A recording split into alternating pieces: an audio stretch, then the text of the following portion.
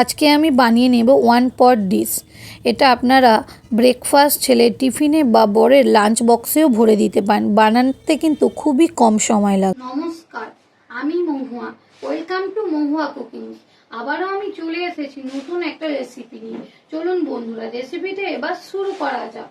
এই চিলি পনির রাইস বানানোর জন্য গাজর, ক্যাপসিকাম, বিনস, পনির, আদা কুচি, রসুন কুচি, পেঁয়াজ কুচি ও কাঁচা লঙ্কা কুচি। আর এখানে আমি রাইসটা আগে থেকে করে ঠান্ডা করে রেখেছিলাম। আর এখানে আমি কিছু সসের মিশ্রণ বানিয়ে নেব।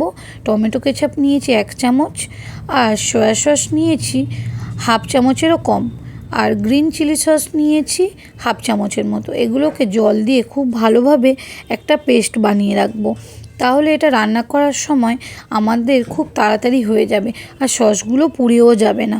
চলুন এবার রাইসটা বানিয়ে নেওয়া যাক। প্রথমে গ্যাসে একটা কড়া বসিয়ে তার মধ্যে দিয়ে দেব অল্প পরিমাণ সাদা তেল, তারপর দিয়ে দেব টুকরো করে রাখা পনিরটা, আর দিয়ে দেব অল্প পরিমাণ নুন, দিয়ে খুব ভালো করে লাল লাল করে এপিট ওপিট ভাজা করে নেব।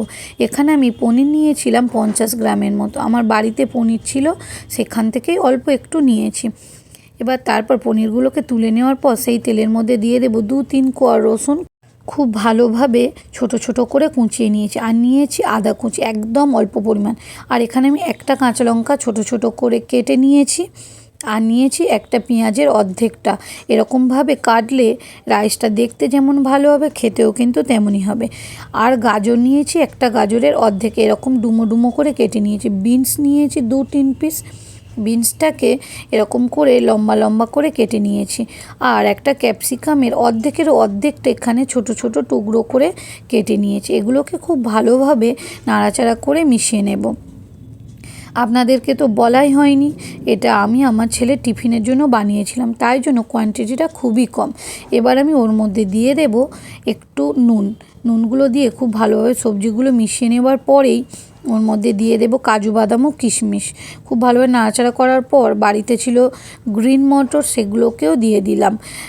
দিয়ে খুব ভালোভাবে নাড়াচাড়া করে একটু সেদ্ধ হয়ে গেলে ওর মধ্যে দিয়ে দেব সসের মিশ্রণটা।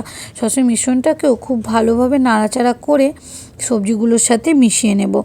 এবার গ্যাসের আঁচটাকে একটু কম করে দেব, দিয়ে দেব পনিরগুলোকেও ওর মধ্যে নাড়াচাড়া করে এবার আমি মিশিয়ে নেব।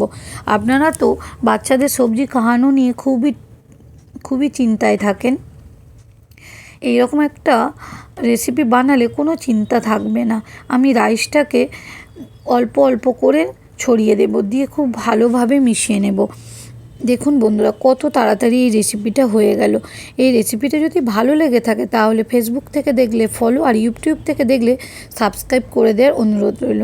একটা মশলা আমি আগেই ঘরে বানিয়ে রেখেছিলাম, সেটাকে ওর মধ্যে আমি দিয়ে দিয়েছি। আমি যে কোনো রাইসের ক্ষেত্রে এই মশলাটাই ব্যবহার করি। এবার আমার রেসিপিটা পুরো হয়ে গেছে। ওপর থেকে আমি পেঁয়াজ পাতা ছড়িয়ে এবার আমি নামিয়ে নেব।